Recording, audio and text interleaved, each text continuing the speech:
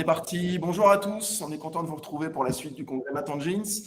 Donc, je vais tout de suite laisser la parole à Ethan et Gaspard, qui nous viennent du lycée français de Toronto et qui vont nous parler du problème qui les a préoccupés cette année, qui est le jeu du caporal Talbot. À vous les garçons, c'est vous qui avez la parole. Bonjour, moi c'est Gaspard. Moi c'est Ethan. Donc aujourd'hui, on va vous présenter le jeu du caporal Talbot. Alors ce jeu, il va se jouer à 2 joueurs. Chaque joueur va posséder 3 champs de bataille, le champ de bataille A, B et C, et 12 soldats. Donc comment le jeu va se jouer? Chaque joueur va placer ses 12 soldats sur leur champ de bataille. La seule contrainte, c'est que ça doit être passé dans l'ordre chronologique. Donc, le nombre de soldats sur le champ de bataille B doit être égal ou supérieur au nombre de soldats sur le champ de bataille A. Du coup, pareil pour le champ de bataille C, le nombre de soldats doit être égal ou supérieur au nombre de soldats sur le champ de bataille B. C'est la seule contrainte qu'il y a pour ce jeu. Du coup, comment marchent les points? Donc, pour un exemple, si je choisis ma combinaison, donc un soldat sur le champ de bataille A et par exemple 5 sur le champ de bataille B et 6 sur le champ de bataille C, l'adversaire, par exemple, lui va choisir 0 soldats sur son champ de bataille A, 2 soldats sur son champ de bataille B et 10 sur son champ de bataille C. Donc, par exemple, mon champ de bataille A contre son champ de bataille A, je gagne le point car j'ai plus de soldats. Pour le champ de bataille B, je vais gagner le point car j'aurai plus de soldats que lui sur son champ de bataille B. Et pour le champ de bataille C, il va gagner le point car il aura plus de soldats que moi sur ce champ de bataille. Donc, à la fin, je gagne 2 points, il gagne 1 point, ça fait du coup un total de 1 point pour cette manche pour moi.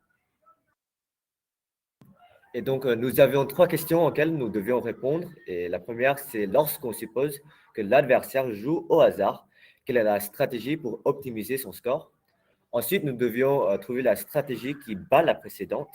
Et enfin, étudier cette question avec d'autres nombres de soldats et un nombre différent de champs de bataille.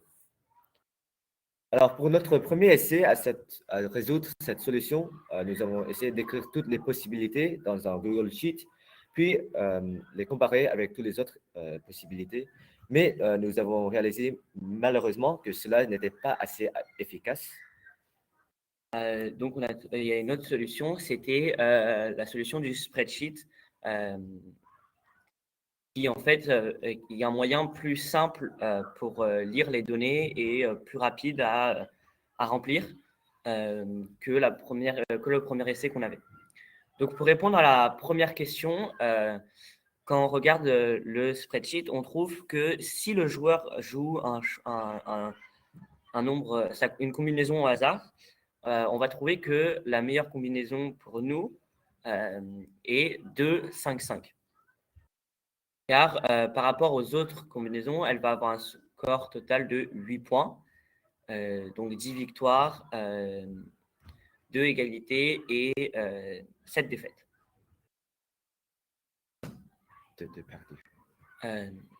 Donc, pour répondre à la question 2.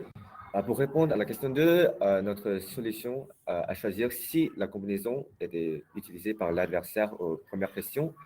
Et pour la réponse à cette question, nous avons recherché dans le spreadsheet quelle combinaison gagne contre 2-5-5 et nous avons trouvé 0-6-6 et 3-3-6. Donc voilà. L'autre groupe de notre jumelage qui vient du New York a essayé d'interpréter les résultats de différentes manières. Malheureusement, ils ne n'ont pas expliqué leur interprétation, donc je ne peux pas comprendre les schémas qu'ils ont prédits, mais voilà, vous pouvez les voir. Notre groupe a aussi essayé d'utiliser un programme de Scratch pour écrire un programme qui pourra comparer toutes les possibilités, mais cette façon n'a pas fonctionné, donc nous n'avons pas poursuivi cette option. Pour du coup notre question 3, on a choisi un nombre de 4 champs de bataille et 10 soldats. Donc, pour procéder à la réponse de cette question, on a choisi la même procédure que les deux premières questions, le spreadsheet. Donc, nous avons d'abord, sur une feuille séparée, à la main, écrit toutes les combinaisons possibles, la même procédure que les deux avec ces nombres. On a ensuite, du coup, mis toutes ces combinaisons sur un spreadsheet et on a procédé à la même procédure que pour les deux premières questions. Si notre adversaire choisit un nombre hasard, quelle combinaison nous garantit une victoire? On a trouvé la combinaison 1, 3, 3, 3. Et contrairement, pour la deuxième question, contrairement à avec 3 champs de bataille et 12 soldats, il n'y a qu'une seule combinaison qui peut battre du coup la combinaison de la première question. Et donc cette combinaison est 1, 1, 4, 4. Donc pour conclure, en fait, comment est-ce que s'est passé notre résolution à cette énigme de maths? En fait, les problèmes que nous avons rencontrés, c'est que il y a des moyens efficaces, mais plus lents que d'autres, comme l'utilisation du Google Sheet, qui a été en fait une solution qui nous a pris du temps par rapport au spreadsheet.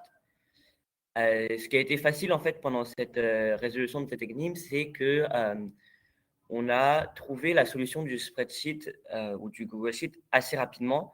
On n'a pas rencontré beaucoup de problèmes sur à essayer de chercher d'autres solutions pour résoudre cette énigme. Ok. Encore un mot, les garçons? Non, merci beaucoup. D'accord. Merci à vous, merci à vous. On va revenir un petit peu. Alors, bravo déjà pour votre travail, parce qu'il y a quand même beaucoup de boulot de fait. C'est assez remarquable, en tout cas. Je voudrais juste revenir à une petite question. Vous avez dit la première solution que vous avez envisagée, c'était une solution avec un spreadsheet. Quelle différence vous faites entre un spreadsheet et une feuille de calcul? Enfin, c'est quoi la particularité du spreadsheet et en quoi vous avez dit qu'il n'était pas efficace? En fait, donc si on revient, en fait, ça va être le spreadsheet qui en fait va être très compact et qui va être beaucoup plus simple à lire.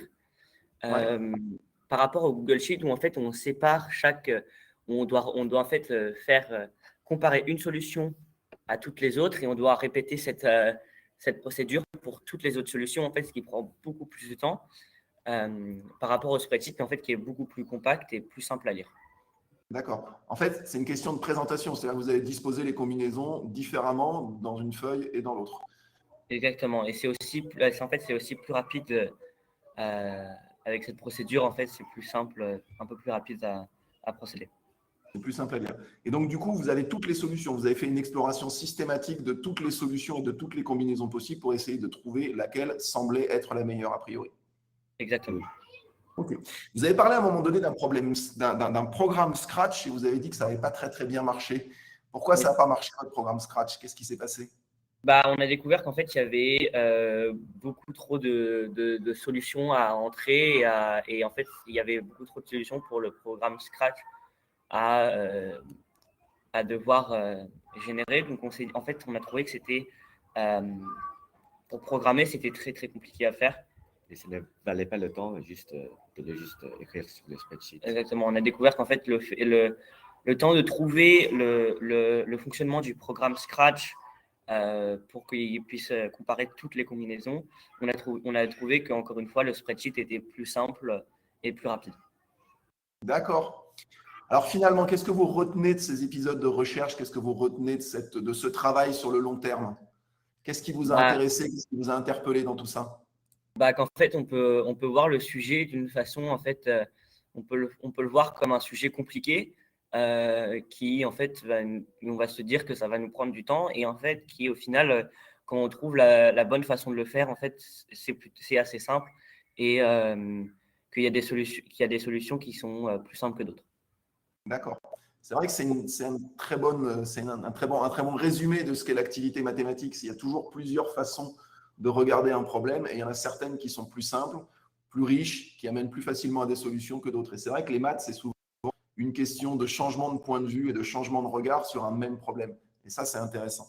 Comment vous êtes réparti le travail dans le groupe? Est-ce que vous avez une répartition des tâches particulières ou est-ce que vous avez tous les deux travaillé ensemble tout le temps?